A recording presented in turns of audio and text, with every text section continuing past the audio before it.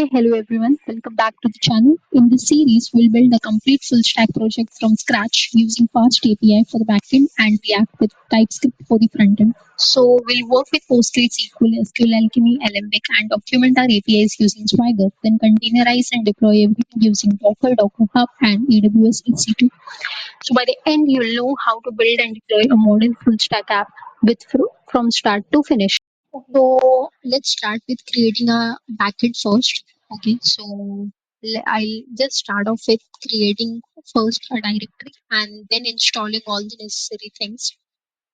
Okay, like we'll make a Python environment, check first the Python version, then we'll create a Python environment, then we'll activate the environment and we'll start building our application from there.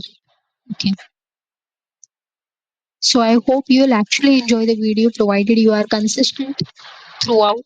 This is just a 8-minute video, so I just hope that's too that's not too much. As you can see, for a blog post project, we already created a backend folder, right? Now I have created different Python files. Okay, as you can see, database main model schema.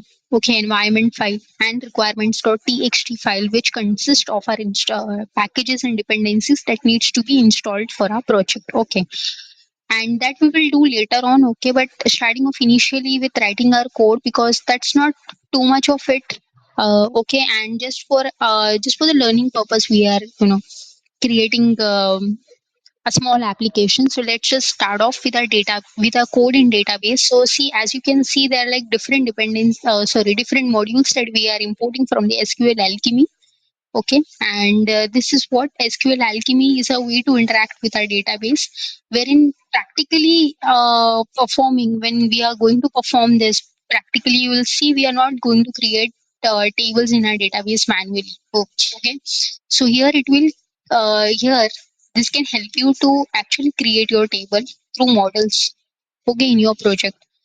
So yeah, let's start with creating a special argument for the SQLite to allow multi-thread access by this engine, and let's create a session local class for interacting with the database. Now this session local will be used to create individual database session like this. And let's create a base class for all our ORM model to inherit from. And this base class, okay, base will be the parent class for all the SQLAlchemy model. Now we'll create the dependency function to get and close the database session. Now this function will provide a database session to the API routes. It ensures that the session is closed after the request is done. The yield DB that you can see is to provide the session to the request, and DB.close is to close the session after use. Okay, so here in our model.py file, let's import the necessary tools from the SQLAlchemy. As you can see, the column integer and string is used to define the table columns and data types. And here the base from database is to import the base class from the database.py file to define the models, as we saw earlier, right?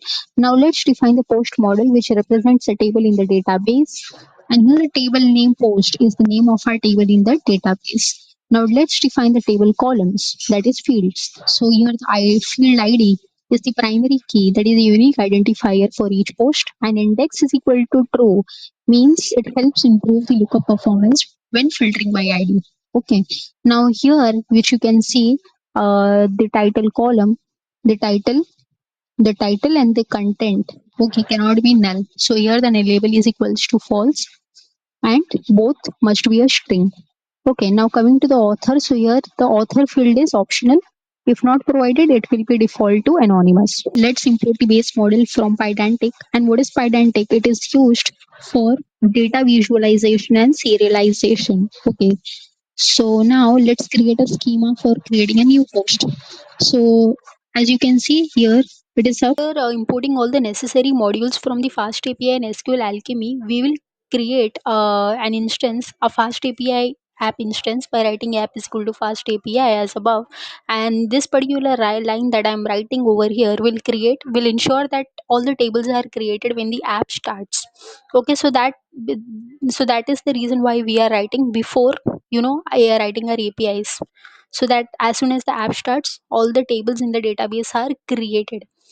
okay, before, and this we are writing the get API to fetch all the post from the database. So as you can see, this is the way of writing our API is in fast.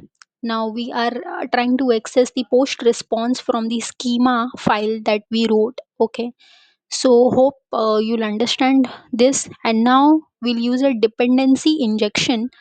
Okay, using this depends to get the database session.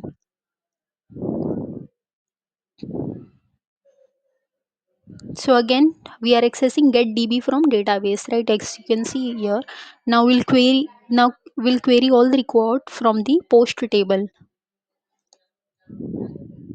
by writing this, and we'll return the list of post as a response. Okay, so in our response we are returning the post.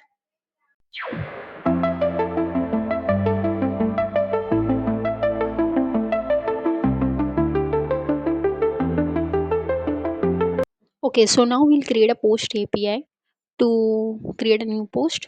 So for that we'll copy simply the structure from the above and do the necessary changes. So as you can see, we'll create a new blog post entry in the database. By this, we'll accept the request data validation by the post create schema by accessing into the schema, and we'll create a new instance of the post model. Later we'll add and commit the new post to the database by doing db.add and db.commit, and then by db.refresh we'll refresh the object to get the generated id. Then lastly, we'll return the created post as a response.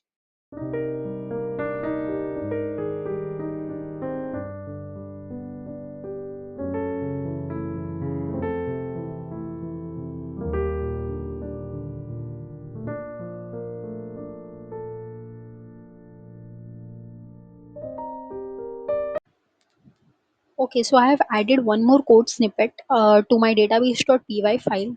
So as you can see, I have imported, there is a new import of for os.env and path, which help us load the environment variable from our .env file, okay, which was previously not there, but I have added now.